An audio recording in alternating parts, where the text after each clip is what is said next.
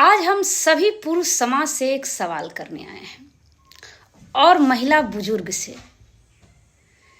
कि जो लोग कहते हैं कि स्त्री बदजुबान होती है, बदतमीज होती है, इसमें संस्कार नहीं है, फिर वही स्त्री आपकी बहन रहती है, वो बदजुबान क्यों नहीं आपको दिखती? आपकी माँ होती है, वो आपको बदजुबान क्यों नहीं दिखती?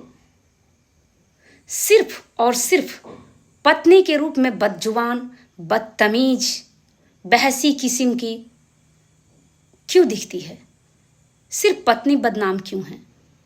कहीं ऐसा तो नहीं कि बहन और माँ आपके अपने परिवार की है, पत्नी किसी और के घर से आई है? यदि ये बात है तो भी सोच करके बताइए, और ये नहीं है फिर भी सोच कर बताइए।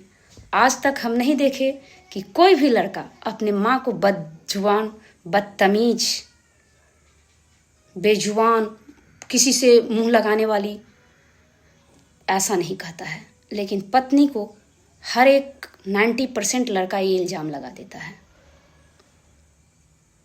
जो लड़का आज अपने पत्नी पे ये इल्ज़ाम लगाया है, उसके माँ पर भी उसके पिताजी यही इल्ज़ाम लगाए रहते हैं, लेकिन वो माँ बनते ही सती सावित्री हो जाती है और वो भी अपनी बहू पर ये इल्ज़ाम लगाने लगती है कि बहुत बदतमीज है, किसी का इज्जत नहीं करती, कुछ भी बोल देती है।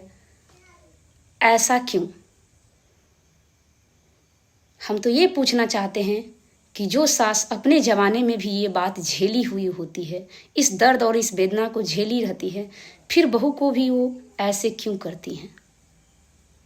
और जब उनकी शरीर ढलते हैं तो फिर उसी बहू से बेटी जैसा व्यवहार का उम्मीद करती हैं।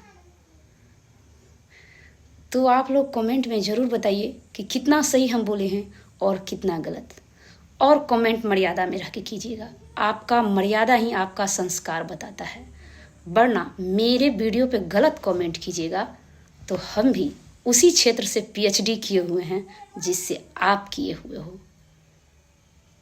इसलिए हमारे पे उंगली उठाने पे हम ये नहीं देखते हैं कि हमें कौन गलत कहेगा और कौन सही। इसलिए कमेंट मर्यादा में रहकर कीजिए। आपको विरोध भी करना है तो संस्कार में रहकर विरोध कीजिए। आपका कमेंट आपके संस्कार बताता है और आपकी माँ का चरित्र याद रखिएगा।